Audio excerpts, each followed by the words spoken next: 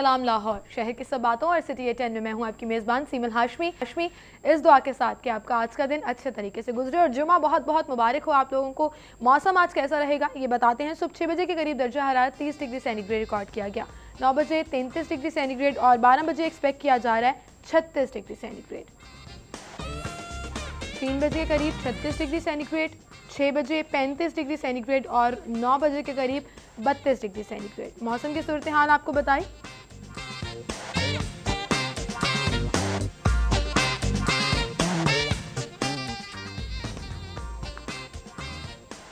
और अब today's events की तरफ चलेंगे। सबसे पहले है जी इंटरनेशनल पब्लिक हेल्थ कॉन्फ्रेंस है, शेख जायद हॉस्पिटल NIKD ऑडिटोरियम इसका वेन्यू है और इस कॉन्फ्रेंस में पब्लिक हेल्थ के हवाले से मेडिकल इंस्टीट्यूट्स के जितने भी पोस्ट ग्रेजुएट्स हैं उनकी कोलैबोरेशन से ये इवेंट का इनेकाद किया गया है, जिसमें मुख्तलिफ जो पब्लिक हेल्थ रिलेटेड इश्यूज़ हैं उन पर बात की जाएगी।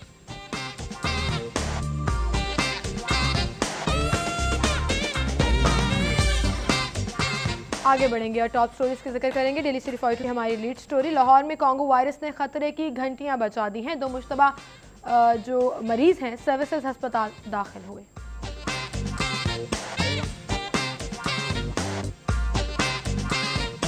दूसरी टॉप स्टोरी, प्लास्टिक दाना बनाने वाली फैक्ट्री से अस्पताल का वेस्ट बरामद हुआ।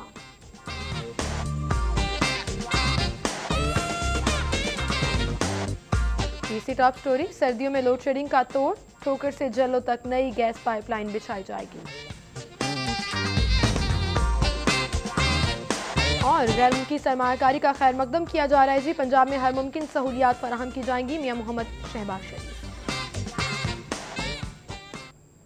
ये थी हमारी टॉप स्टोरीज, इनको हम डिस्कस करेंगे। हमारे साथ स्टूडियो में सिटी 42 के सीनियर रिपोर्टर्स दुर्रा नायाब और रज़वान नकवी मौजूद हैं। अस्सलाम वालेकुम। खुशामदीद। लाहौर में कॉन्गो वायरस ने खतरे की घंटियां बजा दी हैं। 35 साला इमरान और 20 साला इम्तियाज़ जो हैं वो नेशनल इंस्टीट्यूट ऑफ हेल्थ से उनके टेस्ट करवाए जा रहे हैं और देखा जा रहा है कि कॉन्गो वायरस तो एग्जिस्ट नहीं करता। अब एक नई, क्योंकि डेंगू का खतरा तो हमेशा से रहता है, अब कॉन्गो के हवाले से भी कहा जा रहा है कि खतरे की घंटी तो बहरहाल मौजूद है। जी दुर्रा जी, मैं समझता हूँ कि ये घंटी आज से नहीं, ये 7-8 साल से बजाई जा रही है और ये घंटी उसी वक्त क्यों बजती है जब कोई मरीज़ जो है वो आइडेंटिफाई हो जाते हैं।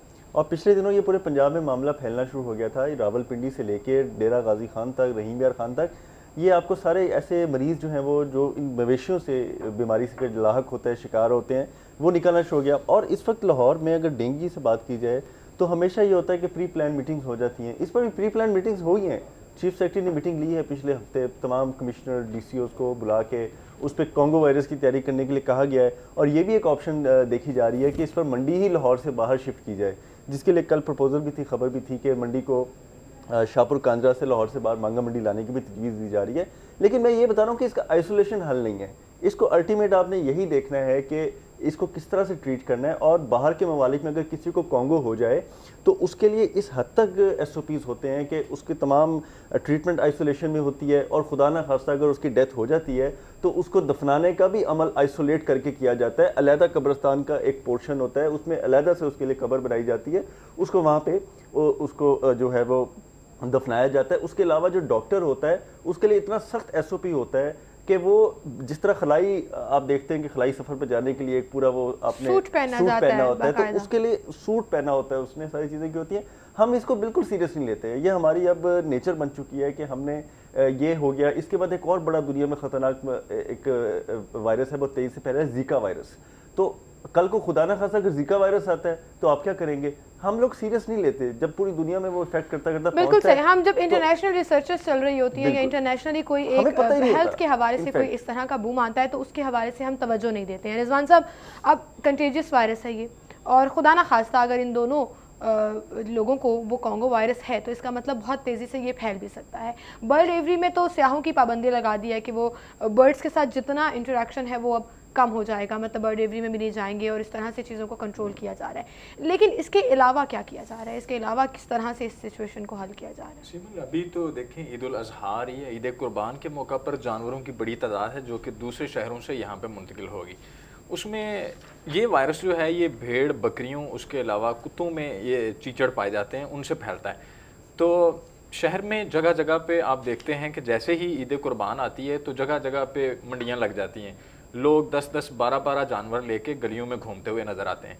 तो ये एक बड़ा ख़तरा तो है, अलार्मिंग सिचुएशन तो है कि अगर इसके प्रॉपर इंतजाम ना किए गए, जिस तरह मवेशी मंडियों की वायोलेशन की जाती है, जो रूल्स हैं ज़िला इंतज़ामिया के कि आप गली मोहल्लों में लेके जानवर जो है फ़रोख्त नहीं कर सकते, लेकिन उसके बावजूद देखने में ये आता है कि इन सारे कवानीन की मौजूदगी में इनकी इम्प्लीमेंटेशन नहीं होती और लोग जो है उसी तरह गली मोहल्लों में फिर के जानवर फ़रोख्त कर रहे होते हैं और बारगेन कर रहे होते हैं।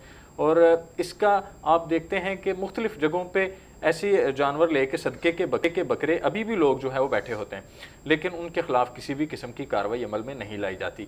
तो ये इंतज़ामिया को इस पे जो है वो प्रिकॉशनरी मेजर्स लेना होंगे, वरना ये वायरस जो है वो फैलने की सूरत में, जिस तरह डेंगू फैलने के बाद लोगों ने एक अजाब भुगता है और 3-4 साल जो है मुसलसल डेंगू के नासूर से जो है मतलब बड़े नुकसान के बाद आपको रियलाइज़ होता है कि आपको बाकायदा इसके लिए प्रॉपर ट्रेनिंग भी करानी पड़ती है, आपको इसको कंट्रोल करने के लिए SOPs क्या हैं, एहतियातें क्या हैं, उससे पहले जो प्रिकॉशंस जिसे कहते हैं वो नहीं ली जाती हैं, और इस हवाले से अब हुकूमत को संजीदगी से सोचना होगा। आगे बढ़ेंगे, अगली खबर डिस्कस करेंगे। प्लास्टिक दाना बनाने वाली फैक्ट्री से अस्पतालों का वेस्ट बरामद, खून आलूद सिरिंजों और ड्रिप से भरमार थी वहाँ पर उस तमाम फजले की, और फीडर और बर्तन बनाने का इंकशाफ हुआ, और मुसलसल ऐसे वाक़यात भी सामने आ रहे हैं जहाँ पर अस्पताल का फजला इस्तेमाल किया जा रहा है, उसको रिसाइकिल किया जा रहा है, लेकिन जितना मर्जी उसको रिसाइकिल कर लें, जितना मर्जी उसको धो लें, उसमें जो जर्म्स हैं वो नहीं जाते हैं। तो इसका मतलब कि मौत बांट रहे हैं इस तरह की फैक्ट्री चलाने वाले। हम तो अब मुझे अच्छी तरह याद है कि आपने तो हमने इस पे अखलाकियात पे भी दर्स दिया, हमने इस पे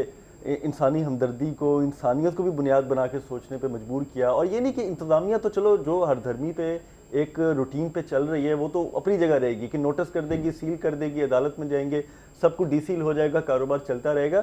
लेकिन इसमें जो शहरी इन्वॉल्व हैं, जो लोग चंद पैसों की खातिर लोगों की नस्लों से खेल रहे हैं, उनको भी थोड़ा सोचना चाहिए। और होगा यही कि ये फैक्ट्री जो है ये कुछ दिन बाद आपको नज़र आएगी। अगर यहाँ पे बहुत सख्ती होगी तो यहाँ से शिफ्ट करके किसी और सब अर्बन लाहौर के दीगर इलाकों में दूर दराज में शिफ्ट कर दी जाएगी, लेकिन ये इसी तरह हो जाएगा। आप सिर्फ इस चीज़ का अंदाज़ा करेंगे, अगर आप बादामी बाग या आप जाके मार्केट में जो शालमी है वहाँ पे देखें कि नए प्लास्टिक दाने की परचेज़ तो सेल परचेज़ में बहुत हद तक कमी हो चुकी है।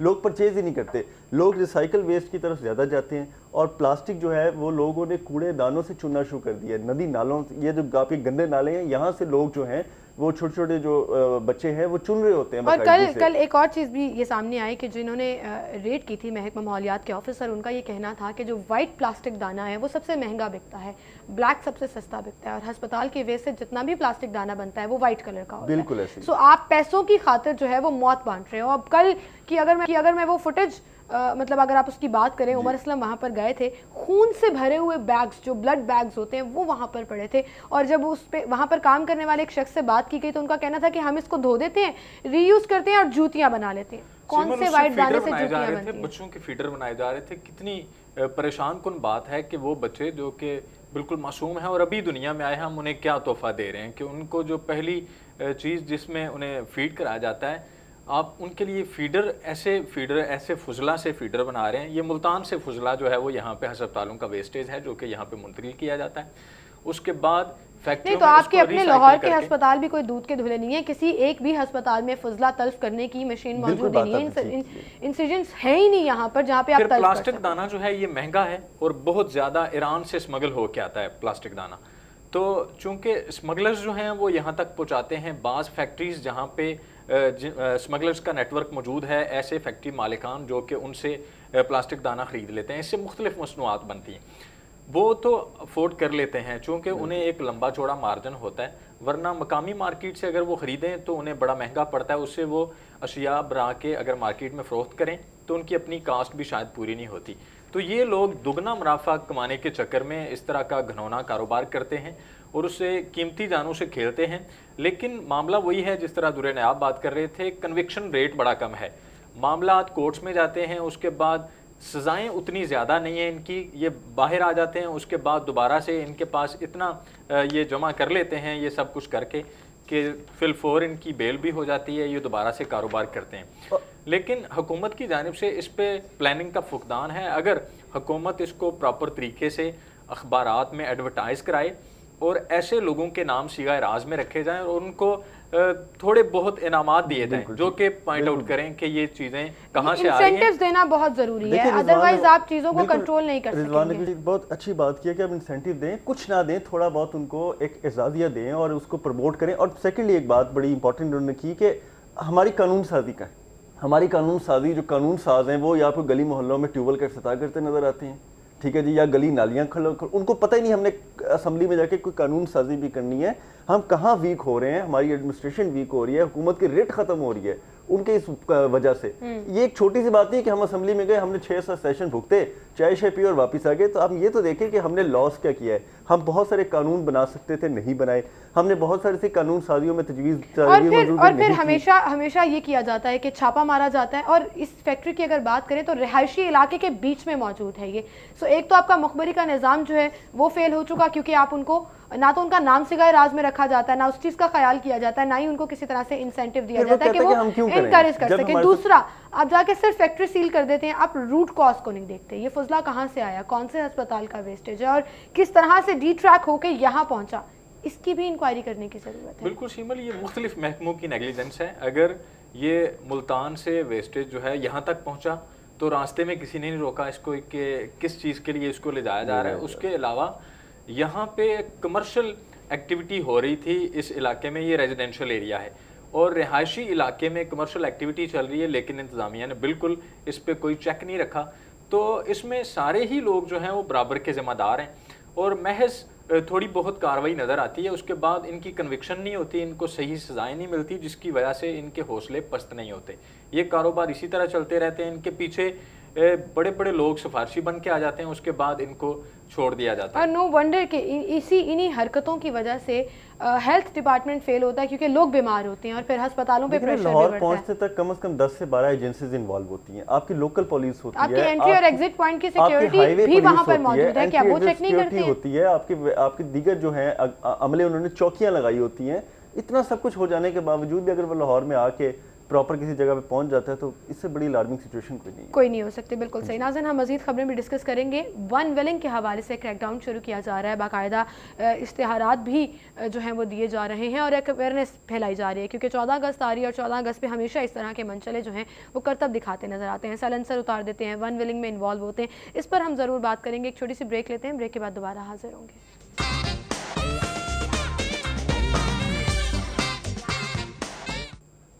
वेलकम बैक नाज़रीन, गुफ्तगू का सिलसिला हम आगे बढ़ाएंगे। वन वेलिंग के हवाले से हम बात कर रहे थे। जश्न आज़ादी पर व्हीलर्स के साथ वालिदैन और मैकेनिक भी जेल जाएंगे अगर ऐसे वाक़यात जो हैं वो पेश आए। सीटीओ ने कल अहकाम जारी कर दिए और वॉक का भी एहतमाम किया, आगाही वॉक, और उसके साथ साथ इश्तिहारात भी दिए जा रहे हैं। बार बार तनबीह की जा रही है। रिजवान साहब, आपसे शुरू करेंगे कि हर साल सैकड़ों नौजवान न सिर्फ अपनी ज़िंदगी के लिए ख़तरा बनते हैं, बल्कि इर्द गिर्द पर जितने भी लोग हैं, सड़क पर जितने लोग मौजूद हैं, उनके लिए भी ख़तरा बनते हैं। सो अब बाकायदा आगाही मुहिम जो है उसका आगाज़ कर दिया गया है। सीमल, बड़ी अच्छी बात है, आगाही होनी चाहिए और लोगों को हर साल ही एक कैंपेन की जाती है लोगों को अवेयरनेस देने के लिए, लेकिन हर साल ही आगाही मुहिम के बावजूद इस तरह के वाक़यात सामने आते हैं। तो ये ना सिर्फ ट्रैफिक पुलिस को बल्कि शहरियों को खुद भी इनफरादी तौर पे अपनी ज़िम्मेदारियों का एहसास करना होगा और वालिदैन को स्पेशली अपने बच्चों को जो है वो इस हवाले से एजुकेट करना चाहिए। और ये लाजमन पता होता है वालिदैन को कि अगर बच्चा जो है वो तैयारियां कर रहा है और मोटरसाइकिल लेके उसको ख़ास तरीके से तैयार कर रहा है तो उनके नॉलेज में ये चीज़ होती है, तो इस पर भी नज़र रखनी चाहिए। उसके अलावा जो ऐसी वर्कशॉप्स जहाँ पे इस तरह की मोटरसाइकिलें तैयार की जाती हैं, सलेंसर निकाले जाते हैं, उन पे भी चेक रखना चाहिए ताकि उनके खिलाफ भी कार्रवाई की जाए। कल ये अच्छी बात की गई कि वालिदैन के साथ साथ मैकेनिक भी जेल जाएंगे, जहां से ऑल्ट्रेशन कराई जाती है बाइक में, जहां से आप इस तरह की चीज़ें कराते हो कि मुझे तो खैर इतना आइडिया नहीं है, बट आई थिंक मैंने बहुत दफ़ा ऐसा करतब भी देखा है जिसमें आप शायद अपना स्टैंड नीचे करा लेते हो, उसकी पोजीशन जो है वो नीचे हो जाती है और फिर वो चिंगारियाँ निकलती हैं सड़क के ऊपर जब आप उसको।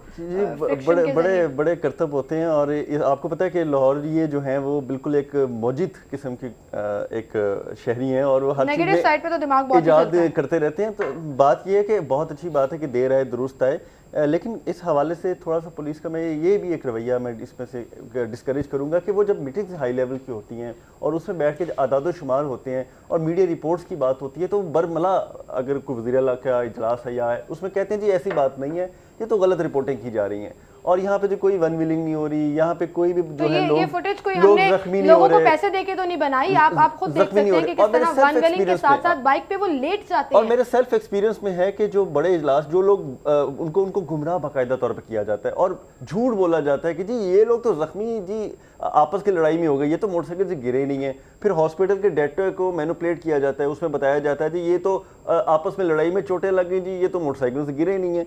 तो ये बातें बिल्कुल भी इसको अना का मसला नहीं बनाना चाहिए, ये एक सीरियस मैटर है आपकी नौजवान नस्ल। आप ये रोड भी देख लें, बआसानी पहचानी जा सकती है कि कैनाल रोड है जहाँ पर ये सब तमाशे किए जाते हैं मोस्टली जो है, और ग्रुप की सूरत में होते हैं। इसमें एक नया स्टेप आ रहा है कि हफ्ते की रात को शर्तें लगाई जाती हैं और ये जो ग्रुप्स हैं ये इकट्ठे होते हैं और शर्तें लगा के वन विलिंग करते हुए जो ज्यादा लंबे एक ड्यूरेशन तक वन विलिंग करता जाता है या लेट के उस पर जाता है या उसको मुख्तलिफ करतब करता हुआ दिखाता है या ओवर द, जिस तरह आपने देखा है कि सामने से आने वाली ट्रैफिक को क्रॉस करके सामने जाया जा रहा है। करें इसको देखिए, मुझे कुछ हो रहा है कि सामने से गाड़ियां आ रही हैं और ऑपोजिट डायरेक्शन में वो वन विलिंग करते हुए जा रहे हैं। 3-4 शर्तें लगाई जाती हैं और बड़े पैसे इसमें जुआ खेला जाता है। तो ये अब हमारी नौजवान नस्ल जो है वो अब सिर्फ ताश के पत्तों पे या वो मैचों पे या वो इस जुए की उसमें लत में नहीं पड़ गई है, अब वो हर खेल में, हर इंजॉयमेंट में, हर तफरी में भी जुए की तरफ जाना शुरू हो गई है। तो ये मैं समझता हूँ रिजवान साहब ये बड़ा आप वो क्राउड देखें जो कि विजुअल्स में नजर आ रहा है कि वो उनको एज अ हीरो ट्रीट कर रहे हैं कि आप बहुत अच्छा काम कर रहे हैं, अप्रिशिएट किया जाता है। तो यही वो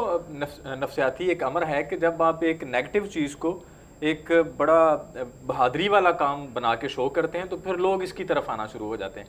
तो इसको बड़ा सख्ती से जो है वो डिस्करेज करने की जरूरत है। अब जो वन विलिंग कर रहे हैं ना वो इस तरह से तमाशाई खड़े हैं जिस तरह फार्मूला 1 में जो है ना वो रेस करके वापस आ रहा है और लोग जो है ना वो खड़े उसको वेव कर रहे हैं, अप्रिशिएट कर रहे हैं। बिल्कुल सही। सो इसमें पेरेंट्स को भी खास तौर पर अपना किरदार अदा करना होगा और इन नौजवानों को भी समझना होगा, क्योंकि पेरेंट्स के साथ आप जैसे कहते हैं ना दाव लग जाता है कि आप कहीं फ्रेंड्स के साथ बाहर जा रहे हैं और उनको तो नहीं पता कि आप सड़कों पर क्या तमाशे कर रहे हैं और क्या करतब दिखाते फिर रहे हैं। रेंट ए बाइक, मैकेनिक और पेरेंट्स, ये तीनों जो मेरे ज़ाती नॉलेज में ऐसे वालिदैन भी हैं जिन्होंने अपने 11-11, 10 साल के बच्चों को नई मोटरसाइकिलें ले ली हैं। रेंटे बाइक तो बहुत दूर चला गया, तो बिल्कुल भी इसमें आप 18 साल से कम उम्र के बच्चों को, टीनेजर बड़े छोटे बच्चे जो हैं वो गाड़ियां ड्राइव करते हुए नजर आते हैं, चिंगची रिक्शे चलाते नजर आते हैं। अगर उनसे पूछा जाए तो वो कहते हैं कि जी हमारे घरेलू हालात ऐसे नहीं है कि हम अफोर्ड कर सकें, तो इस वजह से हम मेहनत मजदूरी करके अपने अहले खाना का पेट पाल लें।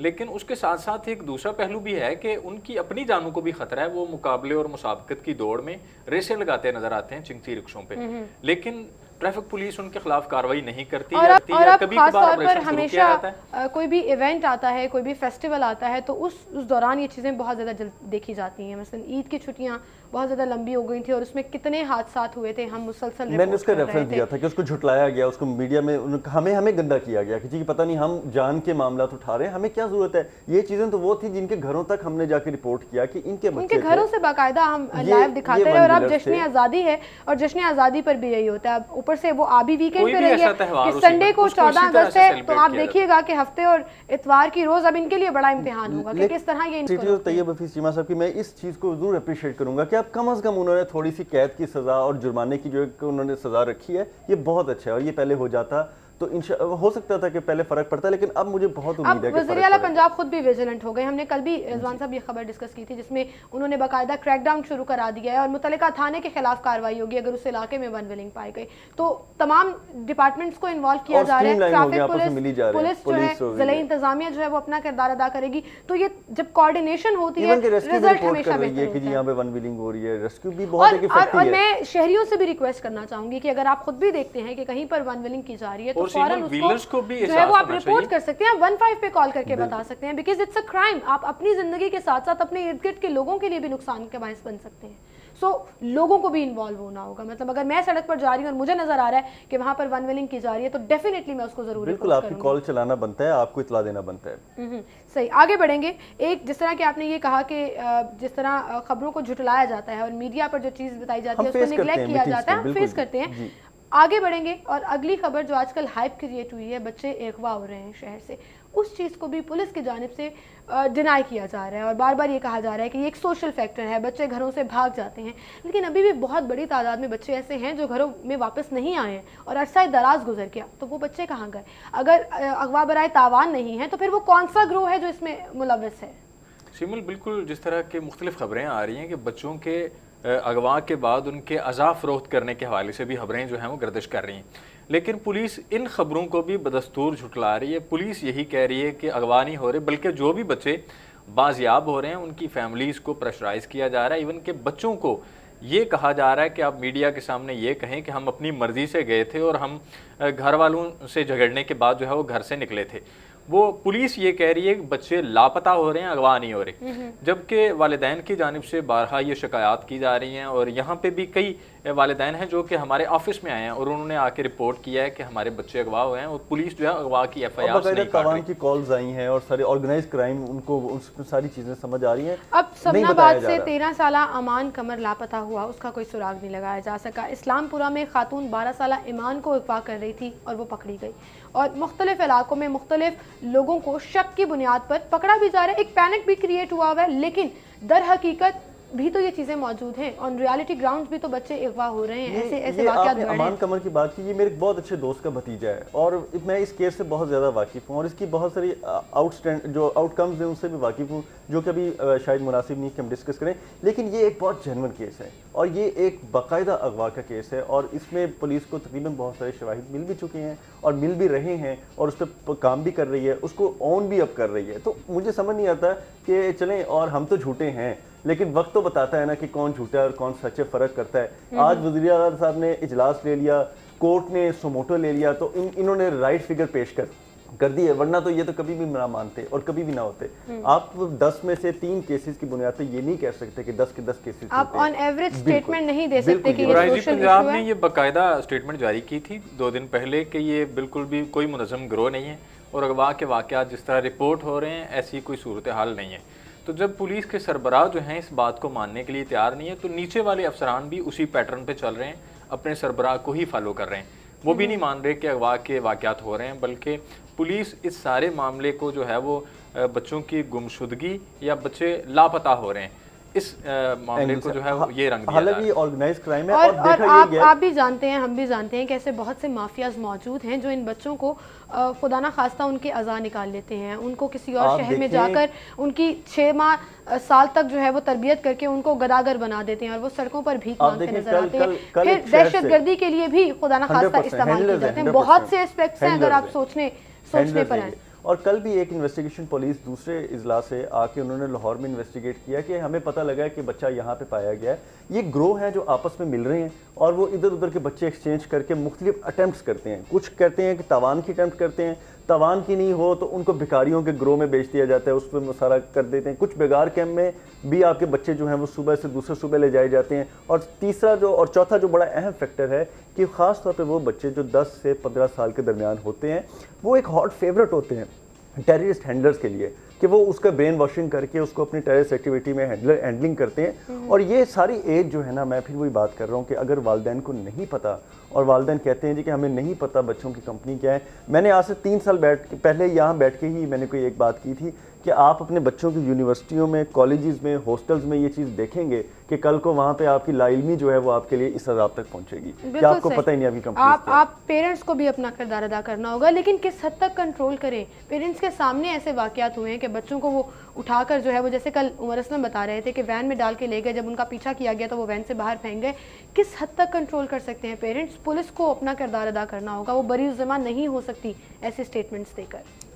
बिल्कुल सीमल, ऐसे ही है कि जब पुलिस जिसने कार्रवाई करनी है वो अगवा की FIR नहीं काटती, वो डकैती की FIR नहीं काटती। पुलिस जो है वो हर संगीन जुर्म की FIR को जो है वो दूसरा रंग देने की कोशिश करती है ताकि उनसे बाज़पुरस ना हो, उनकी सरजनश ना हो आला हुकाम से। और जब उनके सरबराह ही ये बात कर रहे हैं कि अगवा के वाक़यात जो हैं वो हो ही नहीं रहे, IG पंजाब ने जिस तरह ये स्टेटमेंट दी, तो उसके बाद जो है वो नीचे वाले जो पुलिस अफसरान हैं वो तो बिल्कुल इस पे बज़िद हैं कि अगवा के वाक़यात उस तरह नहीं हो रहे जिस तरह रिपोर्ट किए जा रहे हैं। लेकिन ऐसे वाक़यात तसलसल के साथ बढ़ते चले जा रहे हैं और आपने ये भी देखा है कि शहर में एक हाइप बन गई, जिसके बाद लोगों ने, बाज़ वालिदैन अपने बच्चों के साथ गुजर रहे थे तो बच्चा अगर रोया है तो लोगों ने उन पे हमला कर दिया और गाड़ियाँ तोड़ दी हैं, अगवाकारों की गाड़ियां समझते हुए। ये बहुत इंपॉर्टेंट तो ये बड़ा एक देखना चाहिए कि शहरियों को भी थोड़ा सा तहम्मुल का मिजाज और का मुजाहरा करना थोड़ी चाहिए, तहकीक करनी चाहिए, देखना चाहिए। किसी बेगुनाह को आप इस तरह ना अगवाकार बनाए और मारना शुरू कर दे, लेकिन पैनिक क्रिएट ना करें। लेकिन जब तक पुलिस जो है वो अपना सिस्टम और अपनी स्ट्रेटजीज जो है वो सामने नहीं लेकर आती, उस वक्त तक पेरेंट्स को विजिलेंट होना पड़ेगा। अपने बच्चों का ख्याल रखें, उनकी कंपनी का ख्याल रखें और कोशिश करें कि वो घरों में रहें। कोशिश करें बजाय कि आईजी साहब रैंडम 2-3 वालिदैन को बुला के इन्वेस्टिगेट करते कि क्या मेरे पुलिस अफसर झूठ बोल रहे हैं या ये वालिदैन बोल रहे हैं, उन्होंने स्ट्रेट अवे जो है वो स्टेटमेंट जो है वो जारी कर दिया। वेलकम बैक नाज़रीन, सेगमेंट्स की तरफ चलेंगे। सबसे पहले सेल्स और प्रमोशंस की बात करेंगे और देखेंगे कौन कौन से ब्रांड पर सेल लगी है ताकि आप अपने पैसे बचा सकें बचत बाजार में।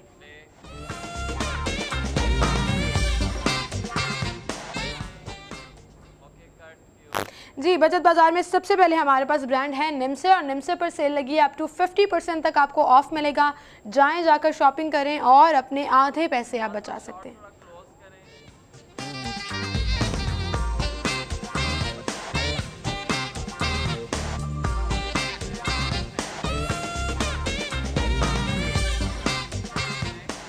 नेक्स्ट ब्रांड है जी स्टोनेज। स्टोनेज पर अप टू 30% तक आपको ऑफ मिलेगा।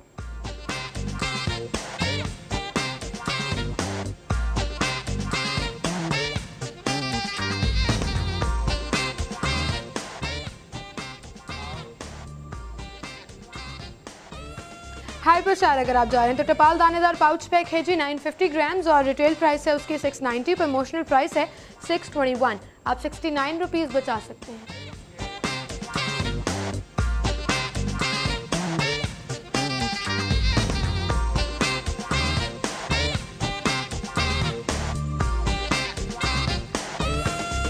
सनसिल्क शैम्पू है 200 ml, retail price 195, promotional price 165। आप 30 रुपीज़ बचा सकते हैं।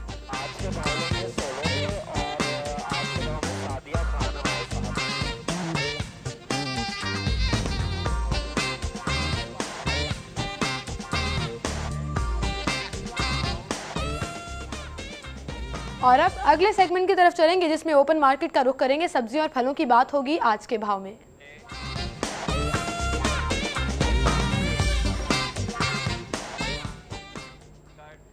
सादिया खान हमारे साथ मौजूद हैं। सबसे पहले उनकी तरफ चलेंगे। सादिया बताएगा सब्जियां और फल किस कीमत पर मिल रहे हैं और इस नेकनामे पर अमल दरामद देखने में आ रहा है या नहीं?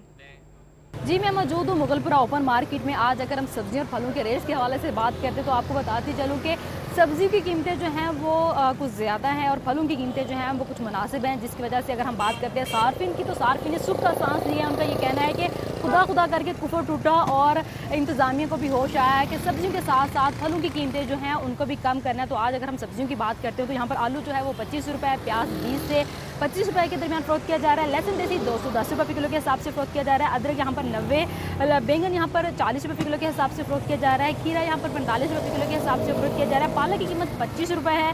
टिंडे यहाँ पर 60 रुपये किलो के हिसाब से फ़रोख्त किए जा रहे हैं। लीमू की कीमत 80 से 85 रुपये किलो है, जबकि मेथी यहाँ पर 45 से 50 के दरमियान फ़रोख्त की जा रही है। बंद गोभी यहाँ पर 55 से 60 के दरमियान फ़रोख्त की जा रही है। फूल गोभी यहाँ पर 50 से 55 के दरमियान फ़रोख्त की जा रही है। इसके साथ साथ आपको बताऊँ घिया कद्दू जो है वो 45 से 50 रुपये किलो के हिसाब से फ़रोख्त किया जा रहा है। फूल गोभी जो शिमला मिर्च है उसकी कीमत यहाँ पर 60 रुपये है। अरबी यहाँ पर 55 से 60 के दरमियान फ़रोख्त की जा रही है।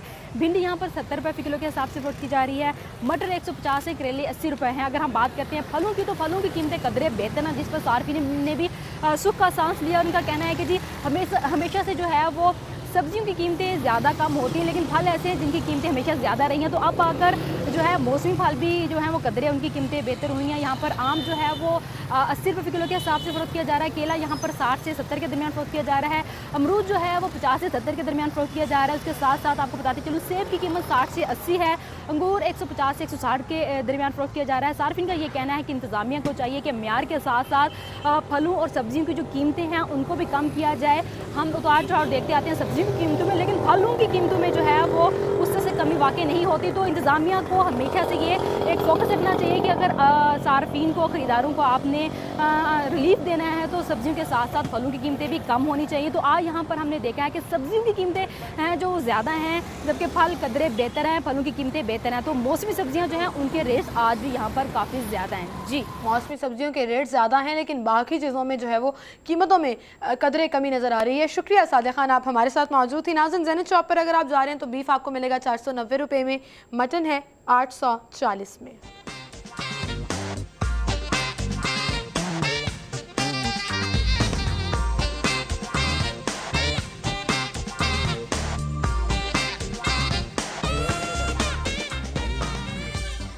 बीफ कीमा आपको मिलेगा 520 में और मटन कीमा मिलेगा 960 में।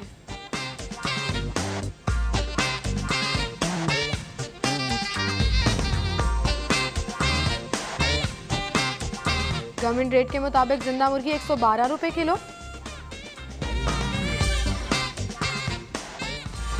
और उसका बना हुआ गोश्त 162 रुपए में।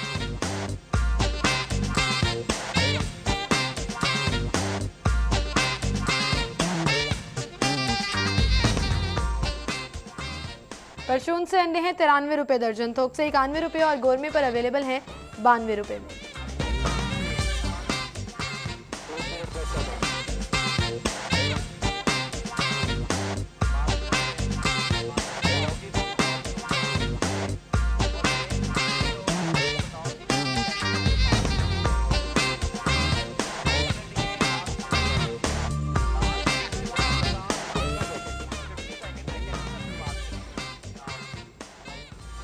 और इसी के साथ नाज़रीन हम यहाँ पर एक ब्रेक लेंगे। ब्रेक के बाद आप हेडलाइंस जानेंगे अबूजर मौज़म से और उसके बाद दोबारा हाजिर होंगे प्रोग्राम में। आज का हमारा टॉपिक रहेगा कैंसर रिलेटेड। ऑन्कोलॉजिस्ट हमारे साथ मौजूद होंगे। कैंसर के हवाले से क्या क्या सिम्टम्स होते हैं, क्या क्या एहतियातें करना ज़रूरी होती हैं, कब अलार्मिंग सिचुएशन होती है, क्योंकि कैंसर के कॉजेज़ कुछ इस तरह से हैं, कुछ सिम्टम्स इस तरह से हैं कि वो ऑब्वियस नहीं होते, जिसकी वजह से अक्सर औकात बहुत ताख़ीर हो जाती है इसकी डायग्नोसिस में। तो क्या एहतियातें जो है वो आपको अपनानी चाहिए, किस तरह से कैंसर रन करता है फैमिली में, कौन सी कैटेगरी का कैंसर जो है वो ख़तरनाक होता है, इलाज मुमकिन है या नहीं, इन तमाम तर सूरत हाल पर हम बात करेंगे, इन तमाम तर इशूज़ को डिस्कस करेंगे। एक ब्रेक लेते हैं, ब्रेक के बाद दोबारा हाजिर होंगे। खुशामदीद कहेंगे आपको स्टूडियो में। और नाज़रीन इस वक्त मेरे साथ स्टूडियो में कंसल्टेंट ऑन्कोलॉजिस्ट एंड हीमेटोलॉजिस्ट मौजूद हैं डॉक्टर हसन परवेज़। उनसे हम बात करेंगे। अस्सलाम वालेकुम डॉक्टर साहब, क्या हाल चाल है आपके?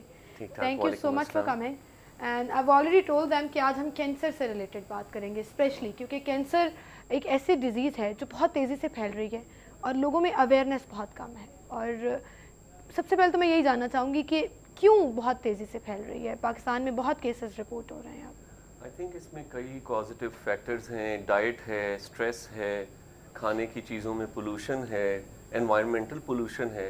ये सारी चीज़ें हैं जो कि हमारे सोसाइटी में ऑन्कोलॉजी की कह लें कि कैंसर की ग्रोथ को या कैंसर के इटियोलॉजी जो उसका होना है उसको बढ़ा रही हैं। बिल्कुल सही। सो इन तमाम चीज़ों को जो है वो अब देखना पड़ेगा और मुहतात होने की ज़रूरत है।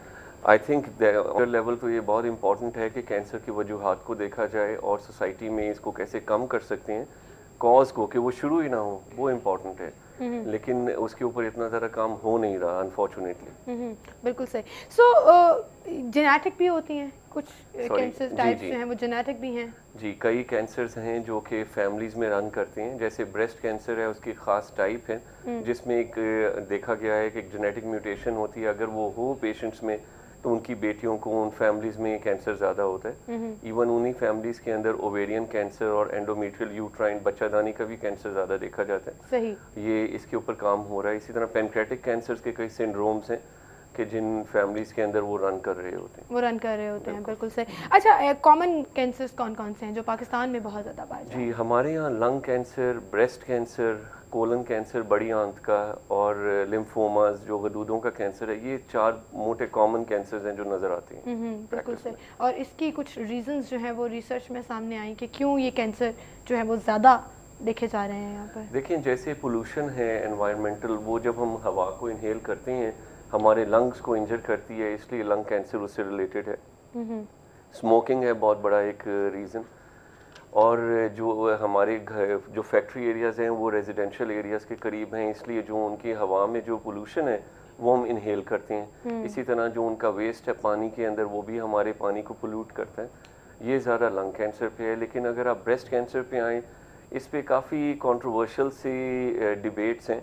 जैसे हमारे यहाँ पोल्ट्री को जो है फीमेल हार्मोन ईस्ट्रोजन दे के जल्दी मुर्गी को प्रिपेयर किया जाता है और इसी तरह भैंसों को जो टीके लगाते हैं स्टीरॉइड्स और हार्मोन्स के, ईस्ट्रोजन के, ताकि वो ज़्यादा दूध प्रोड्यूस करें, उसके इफेक्ट्स जो है दूध में हैं और पोल्ट्री में। जब वो हम लोग कंज्यूम करते हैं तो वो हमारे अंदर जो आर्टिफिशियली हार्मोन लेवल्स बहुत ज़्यादा बढ़ जाते हैं और उससे हार्मोन ड्रिवन कैंसर जैसे ब्रेस्ट कैंसर है वो बढ़ जाता है। सही। लेकिन इसके ऊपर अगेन जैसे मैंने पहले मेंशन किया, ये चीज़ें पता होने के बावजूद भी इनके ऊपर खातिर खा काम नहीं हो रहा। अब आ जाएं आप कोलन कैंसर पे, तो वो हमारी खुराक के अंदर अगर फाइबर कम हो, कॉन्स्टिपेशन रहती है और आहिस्ता आहिस्ता कोलन की, that is one of the risk factors. इसी तरह पॉलिप्स बनते हैं, पहले वो पॉलिप चेक नहीं होते, बढ़ते बढ़ते वो कोलन कैंसर बन जाता है। लास्टली जो चौथा कॉमन कैंसर हम लिम्फोमा का बात कर रहे थे, वो जैसे फसलों की जो दवाइयाँ हैं, इंसेक्टिसाइड्स हैं, पेस्टिसाइड्स हैं, इसी तरह और केमिकल्स हैं जिनके एक्सपोजर से कई जगहों पे लिम्फोमा ज़्यादा देखे जाते हैं। बिल्कुल सही। तो ये इनके जब तक कि हम रीजंस के ऊपर नहीं जाएंगे कि कौन सा रीज़न है इस कैंसर का और उसको प्रिवेंट करें, तब तक हम इस बीमारी को, इन चीज़ों को हम काबू नहीं कर सकते। बिल्कुल सही। अच्छा, अगर हम कैटेगोरिकली बात करें और अलग अलग इन चारों कैंसर टाइप्स को डिस्कस करें, तो सिम्टम्स क्या नज़र आते हैं? मसलन बहुत वेग से सिम्टम्स होते हैं, as far as I know, मेरी इन्फॉर्मेशन के मुताबिक हमेशा बहुत देर हो जाती है उसको डायग्नोज करते हुए। इसकी क्या रीज़न है? इसमें यह है कि ज़्यादातर आम तौर पे जहाँ कहीं कैंसर होता है वहाँ पे गिल्टी बन जाती है या ज़ख़म बन जाता है जो हील नहीं कर रहा होता है। लिम्फोमास के अंदर बुखार आ जाता है, वज़न कम होना शुरू हो जाते हैं। अब पहले जनरली लोग समझते हैं ट्यूबरक्लोसिस है, टीबी है, उसका इलाज शुरू कर देते हैं। जब वो नहीं कंट्रोल आ रहा होता फिर किसी और चीज़ के ऊपर जाते हैं।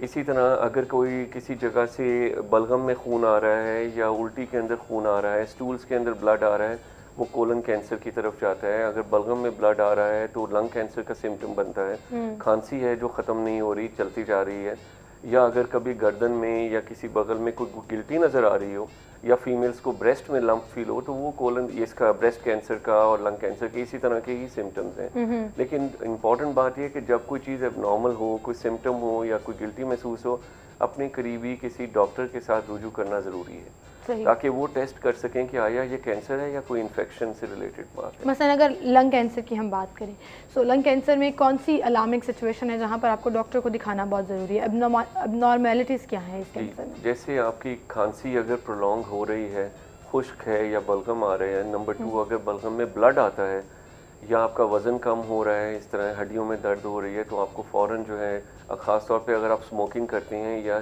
किसी धुएं वाले एरिया में आपका टाइम स्पेंड होता है, या इवन सेकेंड हैंड स्मोक, आप किसी दफ्तर में हैं और बाकी लोग स्मोक करते हैं, वो धुआं भी जब आप इनहेल करते हैं तो वो आपके लिए डेंजरस है। सही। अगर ऐसा कोई सिम्टम हो तो फ़ौरन आपको रुजू करना चाहिए, छाती का एक्सरे कराएं या सीटी स्कैन करके देखना चाहिए कि कोई गिल्टी तो नहीं है। ये इम्पोर्टेंट है। ये चीज़ें, मतलब खांसी अगर प्रोलॉन्ग कर रही है या अगर ब्लड आ रहा है तो उसमें आपको जो है वो डॉक्टर के पास जाके टेस्ट। अच्छा, अगर हम अब जिस तरह आपने लिम्फोमा की बात की, तो लिम्फोमा में क्या क्या सिम्टम्स हैं? लिम्फोमा में कॉमनली गिल्टियाँ बनती हैं गर्दन में या बगल में, और उनके साथ उसकी दर्द नहीं होती, साथ बुखार आना शुरू हो जाता है। ज़्यादातर इवनिंग्स में बुखार है, ठंडे पसीने आते हैं, वज़न कम होना शुरू हो जाता है और फिर अल्टीमेटली खून की काउंट्स ड्रॉप होना शुरू हो जाती हैं। लाल सेल्स, हीमोग्लोबिन या वाइट सेल्स और प्लेटलेट्स कम हो जाते हैं। ये चीज़ें हैं जो कि लिम्फोमा की तरफ लेके जाती हैं। क्लिनिशियंस को भी, डॉक्टर को भी इसका खदशा लग रहा होता है। सही। सो ये चीज़ें जो है वो अगर कहीं लिम्फ फील हो रहा है तो आप ज़रूर डॉक्टर को चेक कराएं। अक्सर लोग कहते हैं कि ये तो ऐसे खुद ही बन गया है, खुद ही ठीक हो जाएगा। That is a wrong practice I think. जी, ये है कि किसी चीज़ को इग्नोर ना करें, बल्कि किसी से डिस्कस कर लें डॉक्टर के साथ कि इस तरह है। अगर उन्होंने उसको ऑब्जर्व भी करना है तो वो 1 महीना 3-4 हफ्ते चेक करके अगर नहीं ख़त्म होती तो उसकी बायोप्सी कराई जाए। ठीक है, वो ज़रूरी है। इन्वेस्टिगेशन, केस इन्वेस्टिगेशन जो है वो बहुत ज़रूरी है। देखिए, हमारी डॉक्टरी लैंग्वेज में पहले तो अलामात होती हैं, सिम्टम्स, उसके बाद डॉक्टर ने उसको चेक करने के लिए टेस्ट कराने पड़ते हैं। वो भी किसी अच्छी लेबोरेटरी से टेस्ट हुआ हो। बायोप्सी कहते हैं सुई से छोटा सा पीस लेने का। अगर तो बड़ा पीस चाहिए तो चीरा देना पड़ता है, इंसिजन करते हैं, या सुई के साथ थोड़े से सेल्स निकाल के माइक्रोस्कोप में उसको चेक कर लेते हैं कि आया ये इन्फेक्शन के सेल्स हैं या कैंसर के। सही। और अगर कैंसर के सेल्स हैं तो फिर तो फ़ौरन ही उसकी ट्रीटमेंट जो है वो शुरू हो जाता है। बिल्कुल सही। अच्छा, ब्रेस्ट कैंसर के हवाले से बहुत से मिथ्स हैं, जैसे आपने अभी कहा कि रीजंस भी पता हैं, कॉजेस भी समहाउ और दी अदर पता है, लेकिन उस तरह से काम नहीं हो रहा। But still breast cancer awareness के हवाले से डे सेलिब्रेट किया जाता है, ख़वातीन में जो है वो आगाही भी फैलाई जाती है, लेकिन बहुत से मिथ्स भी हैं कि आपको पेन हो रही है तो आपको लगता है शायद ब्रेस्ट कैंसर है, आपको लिम्फ हो रहा है तो वो फाइब्रॉइड भी हो सकता है, वो कैंसर भी हो सकता है। सो इस हवाले से आप क्या बताएंगे? देखिए, इम्पॉर्टेंट बात यह है कि जो कैंसर की गिल्टियाँ हैं वो दर्द नहीं करती। अगर एक गिल्टी है जो कि हार्ड है और वो फिक्स्ड है, मूव नहीं कर रही और वो दर्द नहीं कर रही, तो फिर ये ज़्यादा वरीसम है। जबकि दूसरी तरफ अगर गिल्टी दर्द कर रही है तो फिर उसका हमारा ख्याल होता है कि इन्फ्लेमेशन है, अंदर कोई सोजिश है, जो कि एंटीबायोटिक्स के साथ या कभी कभार फीमेल्स के मेंस्ट्रुअल साइकिल के ही हार्मोनल चेंजेस के साथ वो ठीक हो जाती है। लेकिन अगर वो परसिस्ट कर रहे हैं तो फिर उसको चेक करना ज़रूरी है। मिथ्स जो आपने कही हैं वो हमारी सोसाइटी में हर बीमारी के साथ ना लोगों के अपने तजुर्बात हैं, कुछ और कुछ इंटरनेट की एक्सेस इतनी ज़्यादा हो गई है कि आप कोई भी सिम्टम पढ़ते हो आपको लगता है ये आपके अंदर है ही है, वो नहीं भी होता तो वो पैदा होना शुरू हो जाता है। जी। सेकेंडली यहाँ पे ना हर्बल मेडिसिन और ऑल्टरनेटिव ट्रीटमेंट्स, हकीम और बाकी सारे जो और तरीके का इलाज हैं उनका बहुत ज़्यादा इन्फ्लुएंस है लोगों के ऊपर, और वो डॉक्टर के पास आते आते उनको इतना टाइम हो जाता है, और फिर लेट अलोन जब वो ऑन्कोलॉजिस्ट के पास आते हैं तब तक वो डिजीज़ फैल गई होती है। अच्छा। और उनकी एक्सपेक्टेशंस जो होती हैं कि ये चीज़ ख़त्म हो जाए।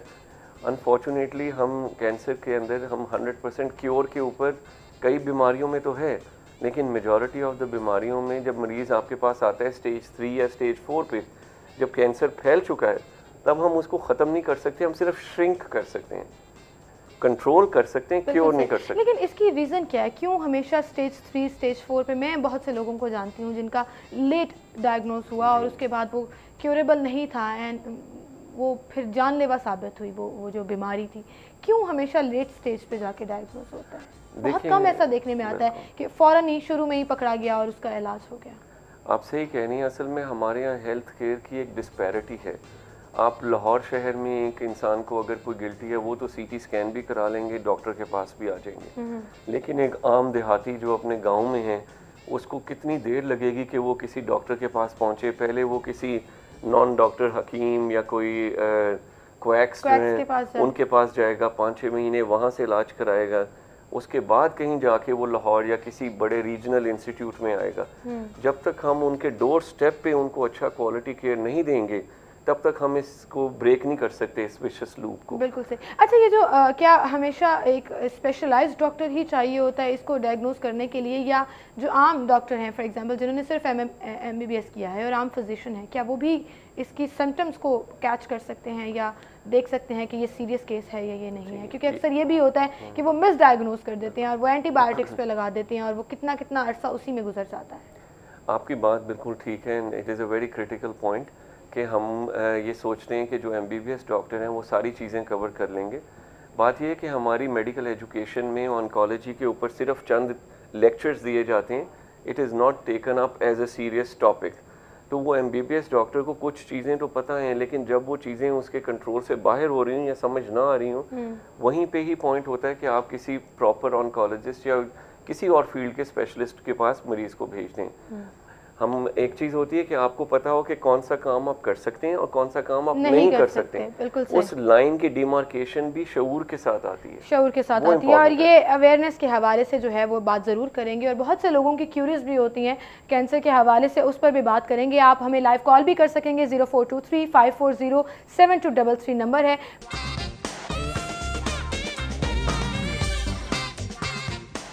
साथ ही गुफ्तगू का सिलसिला हम आगे बढ़ाएंगे और हम ऑन्कोलॉजी पर बात कर रहे थे, और जैसा कि मैंने आपको बताया कि ऑन्कोलॉजी के हवाले से आप कॉल भी कर सकते हैं। हमारा नंबर है 0423-540-7233। इस पर आप कॉल कर सकते हैं और अपनी जितनी भी क्यूरीज हैं उस हवाले से बात कर सकते हैं। डॉक्टर हसन हमारे साथ मौजूद हैं। डॉक्टर साहब, कैंसर पर हम बात कर रहे थे और उसके सिम्टम्स कि अभी ऊपर बात कर रहे थे, क्रोनल कैंसर आपने बताया, उसके सिम्टम्स रह गए थे, उसके क्या सिम्टम्स? देखिए, उसमें एक जो बहुत बड़ा हॉलमार्क है वो तो ये है कि अगर स्टूल्स के अंदर ब्लड आना शुरू हो जाए, लेकिन इससे पहले लोगों को कॉन्स्टिपेशन होती है ऑल्टरनेटिंग विद डायरिया, पेट में दर्द, कभी कभार जो है वो वेट लॉस भी होना शुरू हो जाता है इसी से। पर डॉक्टर साहब ये इतने कॉमन है कि आपको जनरली भी डायरिया हो जाता है, आपको जनरली भी कॉन्स्टिपेशन हो सकती है, और पेट में दर्द तो ऐसे ही एक आम सी चीज़ है। सो आप इसको हर चीज़ को आप कैंसर से रिलेट करेंगे तो फिर तो बहुत पैनिक क्रिएट हो जाएगा। अब जैसे हम पहले बात कर रहे थे ब्रेक में कि इसके कौन से सिम्टम्स हैं जिनके ऊपर डॉक्टर टेस्ट करने शुरू करते हैं। अगर 50 प्लस एज है, 55 ईयर से ज़्यादा एज है पेशेंट की, और उसको फील होता है कि ब्लड आ रहा है स्टूल्स में, तो वहाँ पे स्टूल टेस्ट किया जाता है और फिर कोलोनोस्कोपी की तरफ जाते हैं कि अगर 55 या 50 की एज में ब्लड आ रहा है स्टूल्स में तो you can not ignore that.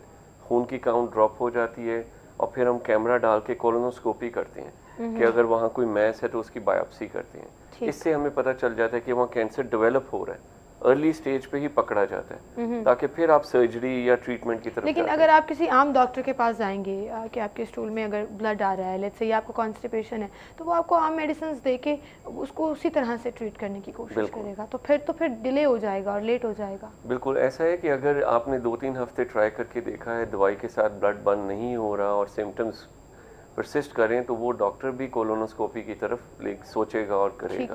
क्योंकि एक हर चीज की एक लिमिट है, एक टाइम पीरियड है, और उसके बाद जो है वो फिर आपको वार्निंग साइंस शुरू हो जाते हैं कि कहीं कोई चीज मिस तो नहीं हो रही, फिर वो मैदे के स्पेशलिस्ट के पास भेजेगा और उसको जो है वो उस तरह से सॉर्ट आउट कराना शुरू करेगा। अच्छा, अब हम अगर इलाज की तरफ आए तो क्या इलाज पॉसिबल है?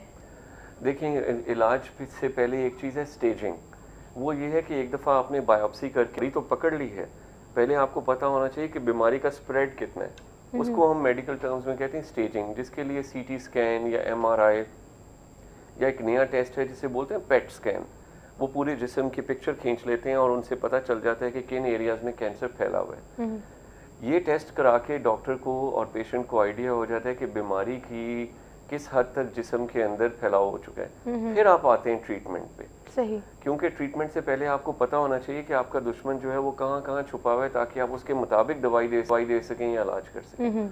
अगर कैंसर फैला हुआ नहीं है और एक ही जगह है, तो फिर तो जो लोकलाइज ट्रीटमेंट्स हैं उन पे एम्फेसिस होता है, जैसे सर्जरी है, ऑपरेशन कि कोलन का वो हिस्सा, बड़ी आंत का जहाँ कैंसर है उसको काट के निकाल दें। नंबर 2 है रेडिएशन, जैसे हड्डियों में किसी एक जगह कैंसर है तो आप उसको रेडिएशन दे के बर्न कर सकते हैं, या किसी एक लिम्फ नोड के अंदर लिम्फोमा है तो उसको आप रेडिएशन दे सकते हैं। That is called localised treatment. ठीक है। लेकिन अगर कैंसर वहां से निकल के दूसरे आज़ाम में आ गया है, चाहे खून के थ्रू चाहे लिम्फ के थ्रू, तो फिर जो ट्रीटमेंट होगी उसको सिस्टेमिक ट्रीटमेंट कहते हैं, जिसमें कि कीमोथेरेपी भी आती है, और अब जो नई चीज है उसको टारगेटेड थेरेपी कहते हैं। ठीक है। जो कि सिर्फ कैंसर सेल्स को टारगेट की जाए, बाकी जिस्म के ऊपर साइड इफेक्ट्स ना किए जाएं। अच्छा, कीमोथेरेपी के हवाले से अक्सर लोग जो हैं वो कॉन्शियस भी होते हैं कि बहुत से उसके साइड इफ़ेक्ट्स हैं जो आपकी बॉडी के ऊपर अपेरेंटली भी नज़र आते हैं, और इनसाइड भी बहुत सी चीज़ें उससे जो है वो डिस्टर्ब हो रही होती हैं। इसमें कितनी सच्चाई है? साइड इफ़ेक्ट्स कितने हैं कीमोथेरेपी के? बिल्कुल सही बात है। ये वो टीके या वो दवाइयाँ हैं जो जिस्म में जाती हैं ब्लड में, और उनका काम है कि जो भी सेल्स डिवाइड कर रहे हैं खुलिए, चाहे वो कैंसर के खुलिए हैं सेल्स हैं, चाहे नॉर्मल बॉडी सेल्स हैं, उन सबको वो डैमेज करती है, क्योंकि वो ब्लाइंड है। वो अपने खास एक टारगेट पे नहीं जा रही, वो ब्लाइंडली ब्लड में जा रही है। जिसमें मुंह से हम शुरू होते हैं, जो लाइनिंग है मुंह की, वो ज़बान के ऊपर टेस्ट बड्स हैं, पेट की जो लाइनिंग है उसको अफेक्ट करती है, जिससे डायरिया हो जाता है। रेस्पिरेटरी ट्रैक जो ब्रीदिंग की है उसको अफेक्ट करती है, जिसकी वजह से इन्फेक्शंस होने का चांस हो जाता है। इसी तरह बालों हैं उनको किल कर देती है, ताकि बाल उससे डैमेज हो जाते हैं। इन दवाइयों के साइड इफेक्ट्स हैं, लेकिन साथ साथ वो कैंसर सेल्स को भी इफेक्ट करती है, जिसकी वजह से कैंसर कम होता है। हमें सिर्फ एक बैलेंस क्रिएट करना है कि कैंसर सेल्स तो खत्म हो, लेकिन नॉर्मल बॉडी के ऊपर सेल्स हैं वो डिस्टर्ब ना हो, उनसे डिस्टर्बेंस कम हो, ताकि जो है ना वो बॉडी ना अफेक्ट हो। जैसे किडनीज अफेक्ट होती हैं, लिवर अफेक्ट होता है, उससे पेशेंट की भूख खत्म हो जाती है, मुंह में कड़वे जायके आना, उल्टियाँ आना, उन चीज़ों को बाकी दवाइयों से कंट्रोल करते हैं। अक्सर लोग जो है वो सेल्फ डिसीजन भी ले लेते हैं और कहते हैं कि कीमोथेरेपी ना कराएं तो ज़्यादा बेहतर है। इस पे मैं आपकी मेडिकल ओपिनियन ज़रूर लेना चाहूँगी, लेकिन एक कॉलर है हमारे साथ, उनको हम शामिल करेंगे। हेलो, अस्सलाम वालेकुम। जी वालेकुम अस्सलाम। आज मेरा सवाल ये है कि डॉक्टर साहब से मैंने सवाल करना था कि जैसे वो कह रहे हैं कि ये लोकलाइज से जब मेटास्टैटिक फैल जाता है तो वो जो जब ब्रेन में जाता है तो ब्रेन में जो ब्रेन मेट्स बनते हैं जो कार्सिनोमा दिमाग में हो जाता है, तो उसके बारे में फर्दर ट्रीटमेंट का पूछना था कि उसका ये किस तरह से ट्रीट करते हैं। ठीक है, आपका सवाल सुन लिया डॉक्टर साहब ने। Thank you so much for calling. नाज़रीन, मुझे एक ब्रेक लेनी है, ब्रेक के बाद जब दोबारा हाजिर होंगे तो इनके सवाल का जवाब भी डॉक्टर साहब से लेंगे। Thank you so much for watching और देखते रहिए, क्योंकि ये अवेयरनेस, ये जो हेल्थ अवेयरनेस है, ये बहुत ज़रूरी है और जब तक ये नहीं आएगी हम कैंसर और कैंसर जैसी बीमारियों से नहीं लड़ सकेंगे। ब्रेक लेते हैं, ब्रेक के बाद दोबारा हाजिर होंगे।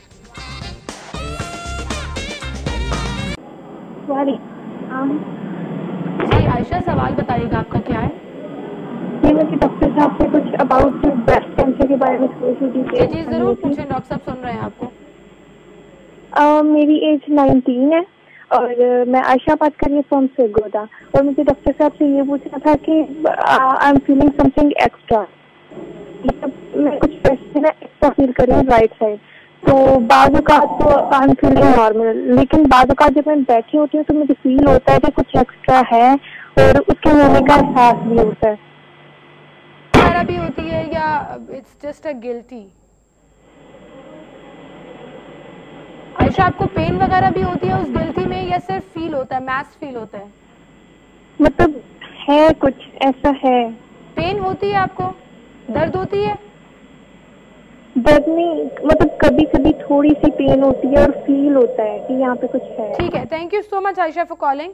आपको जवाब देते हैं डॉक्टर साहब। पहले तो हम ज़हीर का जवाब देते हैं, जिनका सवाल था कि अक्सर जो है वो फैल जाता है ब्रेन तक और फिर वो गाची टाइप, जैसा कि आपने सुना भी कि वो जम जाता है, तो फिर उसका तरीका इलाज क्या होता है? देखिए, ब्रेन में जब ट्यूमर चाहता है उसकी दो कह लें आप फॉर्म्स ज़्यादातर देखी जाती हैं। एक तो ये, या तो वो गिल्टी बना देता है दिमाग के अंदर, प्रेशर क्रिएट करता है, हेडेक, वॉमिटिंग शुरू हो जाती है।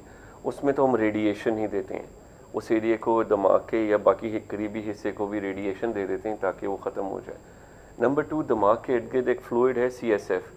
अगर कैंसर सेल्स उस फ्लूइड के अंदर आ जाएं और वो आगे पीछे जो हराम मगज़ है, स्पाइनल कॉर्ड, उसके साथ वो कनेक्टेड है, अगर वहाँ पे कैंसर सेल्स हों तो उसको टीके लगा के वहाँ से फ्लूइड निकाला जाता है, कमर के पीछे लंबर पंक्चर करके, और कैंसर की कीमोथेरेपी की दवाई वहाँ डाली जाती है, उससे वो कैंसर सेल्स ख़त्म होते हैं। सही। ये 2 फॉर्म्स हैं जो हम यूज़ करते हैं ट्रीटमेंट। लेकिन अभी आपने टारगेटेड मेडिसिन ट्रीटमेंट की भी बात की, तो क्या वो बेहतर है कीमोथेरेपी से या रेडिएशन से? बिल्कुल, इस वक्त दुनिया में जो ज़्यादातर ट्रेंड है ट्रीटमेंट का वो टारगेटेड है। जब कैंसर सेल्स दिमाग में चले जाते हैं तो दिमाग का और जिस्म का जो ब्लड ब्रेन बैरियर है वो ख़त्म हो चुका होता है। जो दवाई भी हम ब्लड में देते हैं वो जैसे जिस्म में फैलती है वो खून से दिमाग में भी जा रही होती है। तो काफ़ी चीज़ें ऐसी हैं जो कैंसर सेल्स के ऊपर रिसेप्टर्स होते हैं ख़ास, उन रिसेप्टर्स को टारगेट किया जाता है। सही।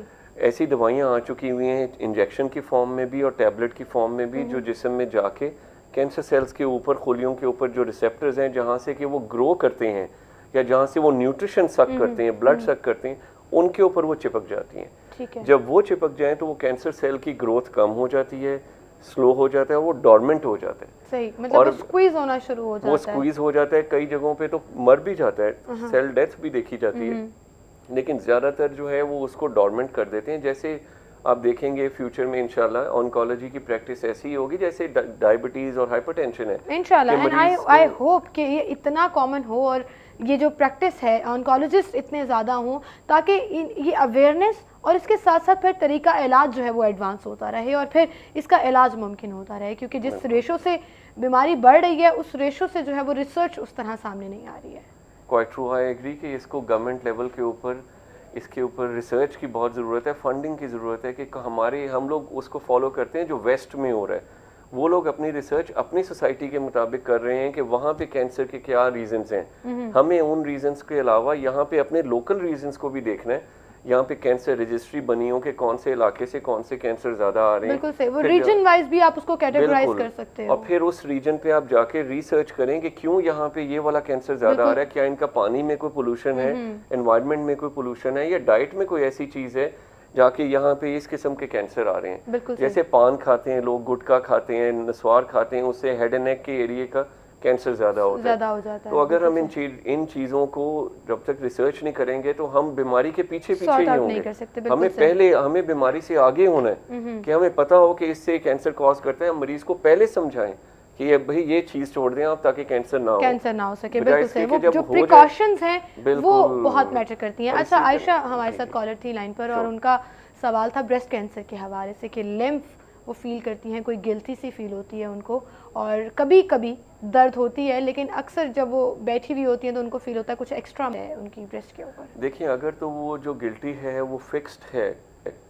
और सख्त है तो फिर तो मेरे ख्याल में उनको जाके उसको एक मेमोग्राम और अल्ट्रासाउंड कराना चाहिए ब्रेस्ट का, और उसके ऊपर कुछ फीचर्स होते हैं, अगर वो सख्त है सॉलिड है तो वो बायोप्सी होनी चाहिए। अगर मूव नहीं कर रही और सख्त है लेकिन अगर जो है ना वो गिल्टी किसी वक्त मेंस्ट्रुअल साइकिल के साथ ख़त्म हो जाती है, फिर से आती है और ख़त्म हो जाती है और हिल रही है, मोबाइल है, तब ये चीज़ ज़्यादातर फाइब्रोसिस्टिक कहते हैं, छोटी छोटी रसोलियाँ बन जाती हैं ब्रेस्ट में जो टाइम के साथ डिजॉल्व हो जाती हैं। या एक चीज़ फाइब्रो एडिनोमा होता है जो खाली एक कह लें आप फाइब्रस टिश्यू है, स्कार टिश्यू है, जो कि अपने टाइम के साथ कभी कभार कम भी हो जाता है लेकिन वो साइलेंट रहता है। बहुत कम लेस देन 1% केसेस होते हैं जिसमें कि वो कन्वर्ट होता है कैंसर में। ठीक है। इन एनी केस उनको अगर इस तरह की गिल्टी है तो उनको उसका अल्ट्रासाउंड मेमोग्राफी करा के अपने डॉक्टर से रुजू करना चाहिए या लेडी डॉक्टर से रुजू कर लेंगे। बिल्कुल सही, बिल्कुल सही। मेमोग्राफिक बहुत ज़रूरी है। कोई एक मैसेज जो अवेयरनेस मैसेज आप इस प्लेटफॉर्म से लाहौरियों को देना चाहेंगे?